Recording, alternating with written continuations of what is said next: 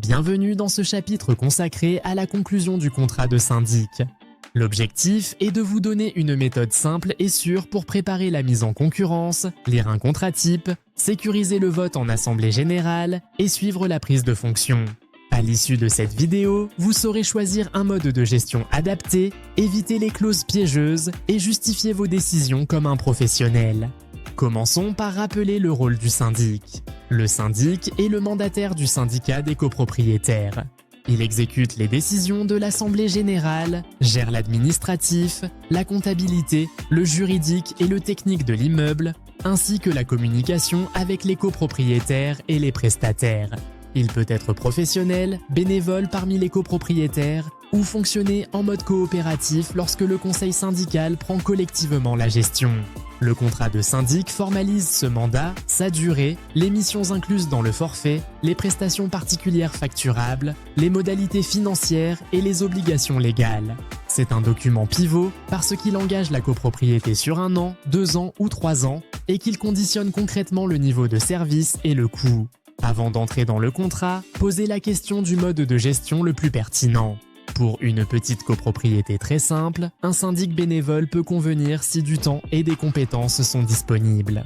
Pour la majorité des immeubles, surtout dès qu'il y a ascenseur, chaufferie, gros travaux à prévoir, diversité d'occupation ou un niveau d'impayé significatif, un syndic professionnel apporte des procédures, des outils et des garanties.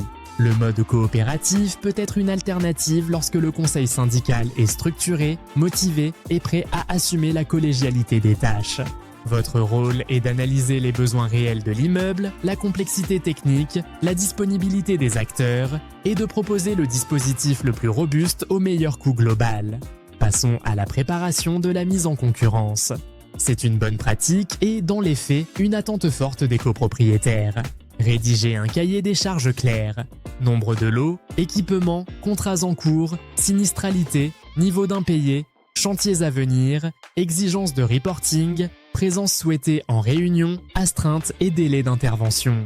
Demandez un contrat type complété, un barème de prestations particulières, un exemple de budget et de relevé général des charges, un extrait d'assurance responsabilité civile et la preuve de garantie financière pour les professionnels, ainsi qu'un exemple de tableau de bord de suivi. Fixez des critères de sélection transparents, honoraires forfaitaires annuels, barème hors forfait, qualité et disponibilité de l'équipe, extranet copropriétaire, délai moyen de réponse, gestion des urgences, références sur des immeubles comparables. Rassemblez au moins 2 ou 3 offres et préparez un comparatif lisible pour l'assemblée. Regardons maintenant le contrat type. Il doit préciser la durée du mandat, généralement 1 à 3 ans, sans tacite reconduction. Le renouvellement devra être voté expressément en assemblée.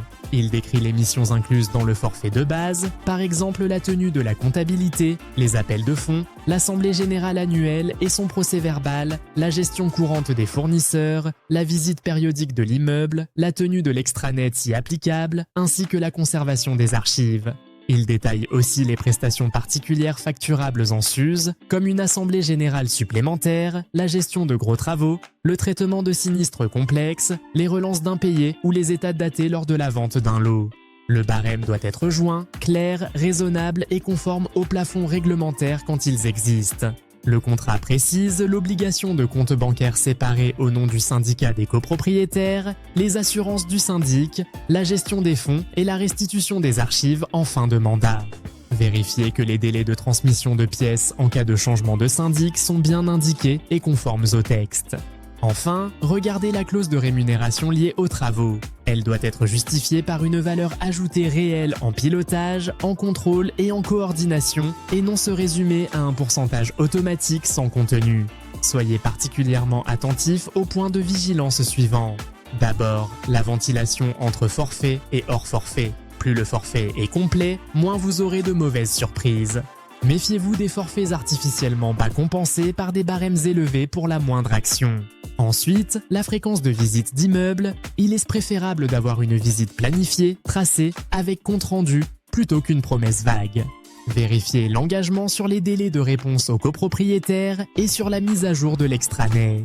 Sur la facturation des relances d'impayés, exigez une graduation cohérente, relance simple incluse, mise en demeure facturée de manière proportionnée et transparence totale sur les frais récupérables aux débiteurs.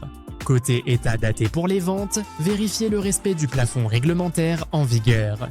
Refusez les clauses floues sur des frais administratifs divers ou frais de gestion informatique non détaillés.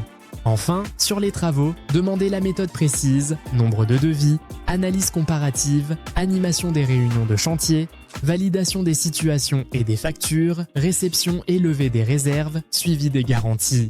Voyons la procédure de désignation en assemblée générale. Le point doit figurer à l'ordre du jour avec le projet de contrat annexé pour chaque candidat.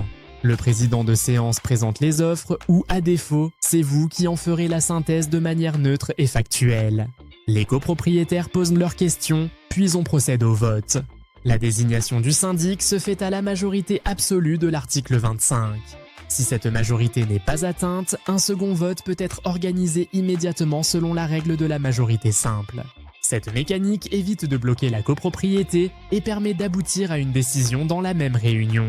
Une fois le syndic désigné, notez précisément la durée du mandat, la date de prise d'effet et les personnes habilitées à signer. Le procès-verbal mentionnera la résolution adoptée, le nombre de voix pour, contre et abstention et la référence au contrat annexé. Après le vote, organisez la transition. Si un nouveau syndic entre en fonction, la remise des archives, des contrats, des clés et des accès numériques doit être planifiée. Les textes fixent des délais pour transmettre les documents essentiels, puis les archives complémentaires. Le compte bancaire séparé doit être ouvert au nom du syndicat et les pouvoirs de signature mis à jour. Informez rapidement les copropriétaires et les prestataires du changement de syndic, ainsi que la compagnie d'assurance. Programmez une première visite de l'immeuble avec le conseil syndical pour établir l'état des lieux, identifier les urgences et prioriser le plan d'action des 3 premiers mois. Publiez un calendrier, mise à jour de la base des copropriétaires, relance des impayés, revue des contrats, point sur la sécurité et la conformité et, s'il y a des travaux en cours, reprise du pilotage avec un compte rendu spécifique. Pour sécuriser la relation dans la durée, mettez en place des indicateurs simples. Taux d'impayés et évolution trimestre par trimestre. Délai moyen de réponse aux demandes. Respect du calendrier des appels de fonds et des assemblées. Tenue des visites et qualité des comptes rendus. Suivi des sinistres et délais d'indemnisation. Chaque trimestre, un point avec le conseil syndical permet d'ajuster, d'arbitrer et d'anticiper. Une bonne relation syndic-conseil syndical, c'est une communication régulière, des décisions préparées et des documents diffusés en temps utile. Relions maintenant ce chapitre à l'épreuve du BTS. Dans un dossier, on peut vous demander de comparer 2 contrats de syndic, de repérer la meilleure offre en tenant compte du coût total et du contenu réel des prestations, d'indiquer la majorité applicable au vote et de rédiger une résolution. Vous pouvez aussi devoir expliquer la différence entre un forfait et une prestation particulière, justifier l'obligation de compte séparé ou proposer un plan de passation entre syndic sortant et entrant avec les documents et délais clés.